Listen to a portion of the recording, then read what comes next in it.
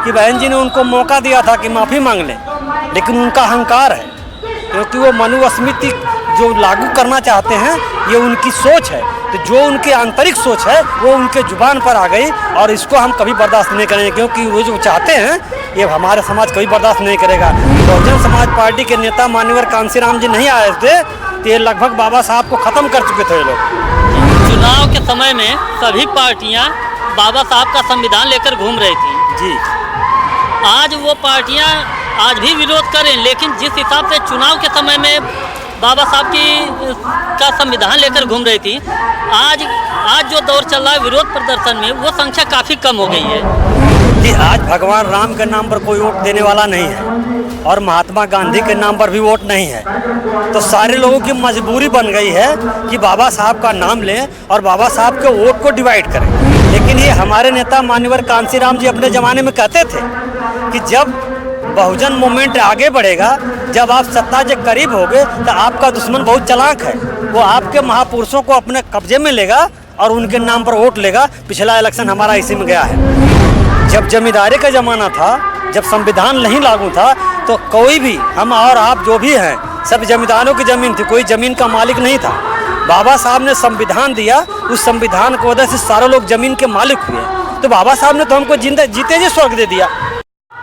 आज हम मौजूद हैं कलेक्ट्रेट अम्बेडकर पार्क में, जहां पे देखा जा रहा है कि बीएसपी और अन्य राजनीतिक पार्टियों का विरोध प्रदर्शन हो रहा है गृह मंत्री अमित शाह के खिलाफ। आइए बातचीत करते हैं, कुछ बुद्धिजीवी वर्ग के लोग हैं यहाँ पे। अब तक हम युवाओं से बातचीत कर रहे थे, आज हम बुजुर्ग लोगों से बातचीत करते हैं कि गृह मंत्री अमित शाह जो बयान दिए हैं उस बयान से कितनी आहत हुई है दलित और ओबीसी वर्ग के लोगों को। आइए बातचीत करते हैं। क्या हम गृह मंत्री हमारे जो हैं उनके विवादित बयान से क्या बहुजन और अन्य समाज के लोगों को कितनी आहत हुई है?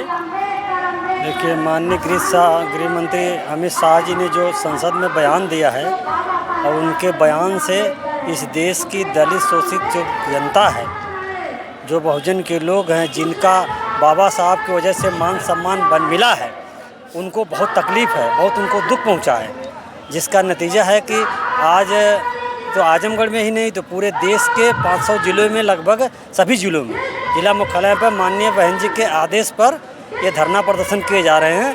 और अगर नहीं मानेंगे, इसके बाद भी अगर वो नहीं लेते हैं, तो फिर हम दोबारा दूसरे चरण में भी हम आंदोलन करेंगे। अब उनको माफ़ी मांगना पड़ेगा या तो उनको इस्तीफा देना पड़ेगा। क्यों?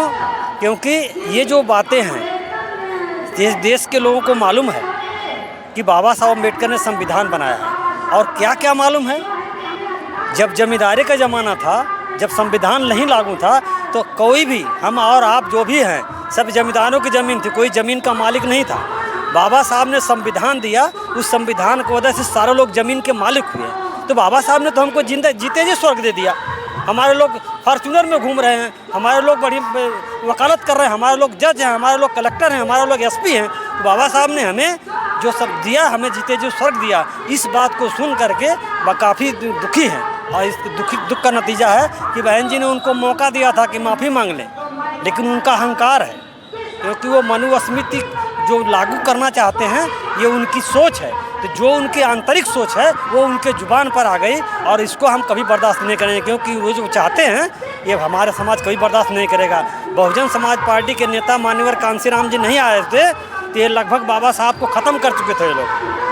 क्योंकि हम लोग, आप लोग तो पीछे के हैं, हम तो देख रहे हैं समय से। जब हम स्कूल में पढ़ने जाते थे तो लोग हमें चाय के लिए पूछते थे कि भैया कप में पियोगे कि गिलास में पियोगे, तो हम उससे भुक्तभोगी हैं।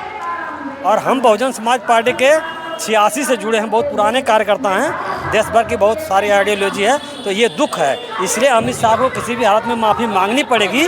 अगर माफ़ी नहीं मांगेंगे तो अब बहुजन समाज तैयार हो रहा है, अब उनको उखाड़ करके फेंक देगा, कोई बचा नहीं पाएगा। हाँ बोलिए। चुनाव के समय में सभी पार्टियां बाबा साहब का संविधान लेकर घूम रही थी जी। आज वो पार्टियां आज भी विरोध करें, लेकिन जिस हिसाब से चुनाव के समय में बाबा साहब का संविधान लेकर घूम रही थी, आज जो दौर चल रहा है विरोध प्रदर्शन में, वो संख्या काफ़ी कम हो गई है। हाँ बिल्कुल। क्या हुआ, बाबा साहब का संविधान, क्योंकि आपको ये जानकारी होनी चाहिए देशवासियों को कि आज भगवान राम के नाम पर कोई वोट देने वाला नहीं है और महात्मा गांधी के नाम पर भी वोट नहीं है। तो सारे लोगों की मजबूरी बन गई है कि बाबा साहब का नाम लें और बाबा साहब के वोट को डिवाइड करें, उसमें उनका नाम लेकर के। लेकिन ये हमारे नेता मान्यवर कांशीराम जी अपने ज़माने में कहते थे कि जब बहुजन मूवमेंट आगे बढ़ेगा, जब आप सत्ता के करीब होगे तो आपका दुश्मन बहुत चालाक है, वो आपके महापुरुषों को अपने कब्जे में लेगा और उनके नाम पर वोट लेगा। पिछला इलेक्शन हमारा इसी में गया है। लेकिन कहा जाता है, हमारे महापुरुषों ने कहा है कि किसी भी लोगों को आप ज़्यादा समय तक गुमराह नहीं कर सकते। जो गुमराह होना था वो हो गए हैं। अब वोट उनको मिलने वाला नहीं है। इसलिए बहुजन समाज जो गुमराह हुआ था, आज उनकी आंखें खुल गई। क्योंकि आज जो अमित शाह ने बोला है, आप 131 सांसद बाबा साहब ने दिया है, आज भी लोकसभा में हैं 131 सांसद, एक भी सांसद बोला नहीं बोला, क्योंकि वो पार्टियों की चमचागिरी और दलाली करने में मस्त है। इसलिए बहुजन समाज अपनी जिम्मेदारी निभाएगा और इस आंदोलन को पूरा करेगा और उनको भी सबक सिखाएगा जो आज बाबा साहब के नाम पर, बाबा साहब के अधिकारों से जीत कर गए हैं। समाज उनको बख्शेगा नहीं। हम बातचीत कर रहे थे जो वरिष्ठ कार्यकर्ता हैं बसपा के, इनसे बात कर रहे थे और इन्होंने ये बताया भी कि बाबा साहब ने हमें जीते जी स्वर्ग दिला दिया है, हमें किसी भगवान की पूजा नहीं करनी है। इनके वक्तव्य से ये प्रतीत होता है कि बाबा साहब ने इन्हें जीते जी स्वर्ग दिला दिया है। आइए बातचीत करते हैं आगे। अपना परिचय। संतोष कुमार, बहुजन समाज पार्टी। बाबा साहब के नाम पे जो इतना विरोध प्रदर्शन हो रहा है, अगर अमित शाह जी, गृह मंत्री अमित शाह जी माफ़ी नहीं मांगते हैं तो इसके लिए आप लोगों का क्या कदम पहले बहन जी फिर जो निर्णय लेंगे फिर हम लोग उसके साथ लगेंगे।